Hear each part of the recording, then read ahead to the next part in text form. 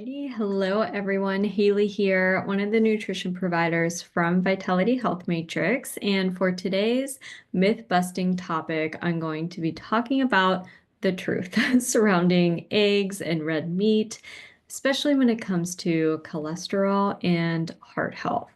All right, so many women are told by healthcare professionals or maybe from somebody that they listen to on YouTube to avoid eggs and red meat because of cholesterol and heart disease risks.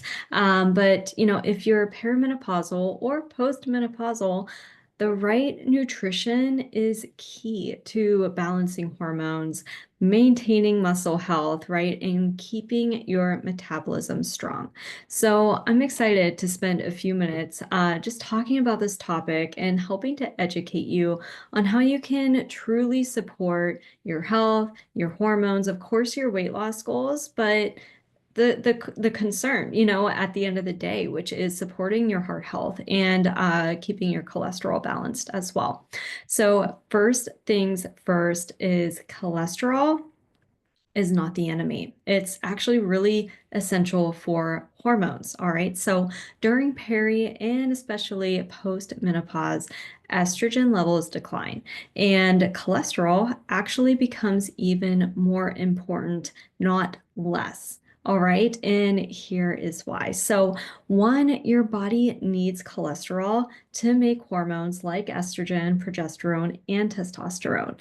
Secondly, dietary cholesterol does not cause heart disease. This is because your liver naturally regulates it. All right. Third, low cholesterol can actually lead to brain fog, low energy, and hormone imbalances.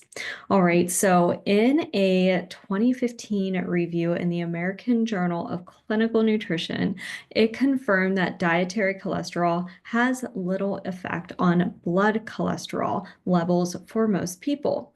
All right, so diving deeper into this, what did the review really find? This study actually analyzed multiple research papers and concluded that for most people, eating cholesterol-rich foods does not significantly raise blood cholesterol levels or increase heart disease risks. And here is why. One, your liver produces cholesterol naturally. All right. If you eat more from food, your liver makes less to keep the levels balanced. All right. Now, only about 20 to 30% of people experience a slight increase in cholesterol from dietary sources, but this usually includes an increase in both the LDL, which is our bad, and HDL, which is good cholesterol, keeping the ratio balanced or stable, right? Also, most cholesterol-related heart disease risk comes from inflammation and poor metabolic health, not necessarily dietary cholesterol. Okay, so why is this important? This review was part of the growing body of evidence that led to the U.S. dietary guidelines in 2015 to 2020 to remove the restriction on dietary cholesterol because there was no strong evidence linking cholesterol from food to heart disease. All right, so in other words, eating eggs or red meat in moderation is really not the problem here. It is really pointing towards inflammation. Processed foods, right? Which, is just a lot of our daily habits these days, relying on processed foods and sugary foods, which leads to inflammation. Alrighty, so next point here that I wanted to make is eggs are a nutritional powerhouse for women's health. All right, eggs, especially the yolks, have honestly been unfairly demonized, but they are one of the best foods for women because they provide choline, which is essential for brain function, liver health, and metabolism. They are great in protein. Even though whenever I do have discussion about protein intake with women and they realize, oh my gosh, one egg only has 6 grams of protein. I mean, we can't, that still adds up, right? They are still a great source in protein because it supports lean muscle mass, which naturally declines after age 40. All right, they are great in healthy fats, which helps to stabilize blood sugar and keep you full.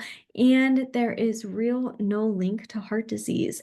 Studies show that eating eggs daily does not increase our heart disease risk. All right, so a study in Nutrients back in 2020 found that women who eat eggs regularly have better metabolic health and weight management. So, researchers in this study found that women, again, who regularly eat eggs had better blood sugar regulation, which helps with, just more stable glucose levels, reduced cravings, and energy crashes. And improved weight management, which is likely due to eating more protein and healthy fats, which comes from eggs, which promotes satiety and prevents overeating. All right, it improves lipid profiles. We see them actually in a healthier range, meaning their cholesterol levels were balanced without an increased risk of heart disease, and also better muscle maintenance as well, which is essential, again, for metabolism, especially during and after menopause. All right, so the takeaway here is that instead of eggs causing weight gain or heart issues, they actually support metabolic health and help maintain a healthy weight, making them an excellent choice for anyone, but especially perimenopausal and postmenopausal women. All right, now I do want to add here that we always have to take into account bioindividuality, which means what works for one person may not work for the other. And that means in this scenario that, some people can eat eggs and feel great, but there are also other individuals who may eat eggs and experience digestive issues or find that they have a sensitivity to them, right? That does not mean you have to continue to eat eggs if your body isn't responding well to it. We want you to love the foods that you eat, but also have your body love it back. All right. So, in those scenarios where you find maybe you do have a sensitivity or you experience energy crashes or digestive issues, when you consume eggs, that could likely be linked to a root cause here. Like nothing is just random, right? There is always likely an answer, something going on deeper that we need to explore. And it is definitely worth uncovering. So again, if your body responds well to eggs and maybe you feel like you couldn't eat them due to cholesterol concerns, I really hope this encourages you to look at the superfood in a different light. But again, I will repeat myself here too. If your body does not respond well to that food, meaning eggs, then that's okay to crowd that out by adding in other protein sources that your body does like. Okay. All right, awesome. So finally, let's talk about red meat, hormones, and metabolism. Red meat is often blamed for heart disease, but the real issue is really what people eat with it. So think about fries, which are fried in inflammatory oils. Think about the sugary drinks, maybe like Diet Coke or Pepsi, or just other sugary drinks that we enjoy that we often pair with that type of meal, especially if we're going out to eat, and just other processed foods that are a part of the mix, right? That is likely the contributor here. So when red meat is included in a whole food-based diet, we find that high quality red meat is actually very beneficial. So we see, these benefits due to, it being protein rich, right? And that helps maintain lean muscle. It protects metabolism and prevents weight gain, especially in the 40s or 50s and or 60s. It is also rich in iron and B12, which prevents fatigue and brain fog and low energy, which is especially important post-menopause. Red meat supports blood sugar balance, which prevents those cravings and energy crashes once again. And, you know, I also want to reiterate this, like when we support our blood sugar, we are supporting our metabolic health, which supports our cholesterol. So again, it's like these old stories that we bought into and said, oh, well, we can't have red meat, or I only try and have red meat, once or twice a month because, I'm concerned about my cholesterol because that's what my doctor told me, or, wherever we got that information from. But diving into the actual science and the literature here, like it really points back to metabolic health. And when metabolic health is in check and blood sugar balance is, in a good range here, then that can really support your cholesterol levels as well. Okay. Lastly, this could probably be another topic, but saturated fat, which is also a concern in a lot of people, it isn't the enemy here. It actually helps to support hormone production, brain health, and heart health as well. All right. And, I brought up another study here as well in a 2019 study in the Journal of the American College of Cardiology. They found that unprocessed red meat is not a major driver of heart disease. Again, the real culprits here are processed foods or sugary foods, and, the impact of that is inflammation. All right, so to wrap things up, what really affects heart and hormonal health. So instead of thinking eggs and red meat are a detriment to your health, we really need to focus on what actually impacts heart health and weight gain, especially as we enter perimenopause and, going through menopause and postmenopause too. All right, so one is ultra processed foods.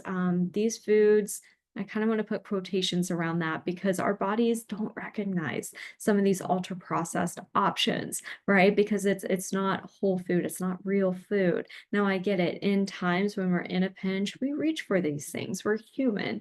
The goal here is not ever to be perfect, okay? But we really want to focus on a better balance, a better ratio of more whole foods coming into our body and nourishing our body, and less ultra processed foods. All right, because these can disrupt blood sugar and increase inflammation. All right.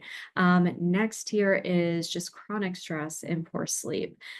This will raise our cortisol levels, our stress hormone, which leads to fat storage, especially around the belly, which a lot of women who I speak with on a daily basis, especially when they were first coming into the program, that's their main concern. It's like, I really just want to get rid of this. Some of them call it like a tire around their belly. They just feel like, oh my gosh, can this just come off? I'm doing everything. But if we don't address, again, some of these root cause issues, which could be poor sleep and that chronic stress, then we're not really getting to where we need to be for overall inside out transformation. All right. Next here is the lack of strength training, even. Just mindfully adding that into your routine can make a huge difference. Muscle loss, we do not want to go down that road, especially for women, right? We want to maintain our muscle mass here. So muscle loss that slows metabolism and really makes weight loss much harder. Okay. Lastly here, just not getting enough protein and healthy fats. These are essential for hormone balance and satiety. So, sometimes we think the equation makes sense in our brains. Like if we eat less, then we're going to weigh less and feel much better. But our bodies are so much smarter than that. And they need that those complete meals, at least breakfast, lunch, and dinner, right? We need those nutrients and we need that nourishment. So ensuring you're getting adequate protein at every meal, that we're having healthy fats as well in moderation, that's going to help so much in your overall health. All right, so the takeaway here is really just focus on quality and the balance, right? Instead of avoiding X, Y, and Z because somebody, again, I'm just going to use this example. Somebody on YouTube said, oh, you can't have this anymore, right? It's like, It's just the diet industry or these individuals just really confuse us. I mean, there's an example here of like, one person is saying we can't eat oatmeal while the other person is telling us all the benefits of oatmeal. Like, we really have to take this with a grain of salt and see, what does your body, your unique body want, and what does it love, right? And these whole foods like red meat, like eggs, for example, they can really bring so much nourishment and balance to our bodies if we just let go of some of these old stories we bought into and really explore a new way of fueling our bodies well. All right. So again, we want foods that your body loves back too. All right. And of course, we also have to be respectful of, like, do these foods align with your religious views? If not, that is also okay. But we're just here to debunk the myth that red meat and eggs, are a detriment to our cholesterol and heart health. So really just fuel and nourish your body in an empowered state of mind, right? Enjoy eggs for brain health, hormone support, again, for satiety. Choose grass-fed, high-quality red meat options for muscle and metabolism health. Go to a local farmer's market, go through a CSA if you've ever heard of those. Find a local farm who can tell you all about his practices, and just make that empowered choice too, to know where your food is actually coming from. And lastly, prioritize protein. Prioritize those healthy fats too, again, in moderation. Add in strength training, even if that's for like a couple days a week, if that's new to you, and only if that's like you can only do 10-15 minutes, right? That is better than nothing. And that's really going to, again, not only help you get to your goal weight and maintain it, but that's going to help with your muscle mass. We are working towards longevity here, not just short-term quick fixes, right? Where, we're gonna lose it really quick and then gain it all back. Absolutely not. We want to do this in such a sustainable approach to where you sustainably lose the weight, you keep it off, and you feel incredible from the inside out. Alrighty, well, that is all I got for you today. But I really hope, again, this sheds some light and on these topics here, that you just feel more empowered to be like, okay, I'm gonna add in a little bit more of these whole foods and see how it makes me feel, and not look at these foods like they are the enemy, right? Because I really believe our mindset's so powerful as well. And if we look at certain foods, thinking like whole foods, I'm talking about, thinking, "Oh, that this isn't good for me. I'm doing something bad by eating this steak," then, that can really impact the way we digest it. It might sound a little woo-woo, but I fully believe in that. And what we think and what we say is what's going to be. All right. So, always practice that positive outlook and mindset as well. As always, if you have any questions about this topic or any other questions at all, feel free to comment in the message thread, in the community chat on Practice Better, or in our school community. Alrighty, thank you all so much. Have a wonderful day, and we will chat soon.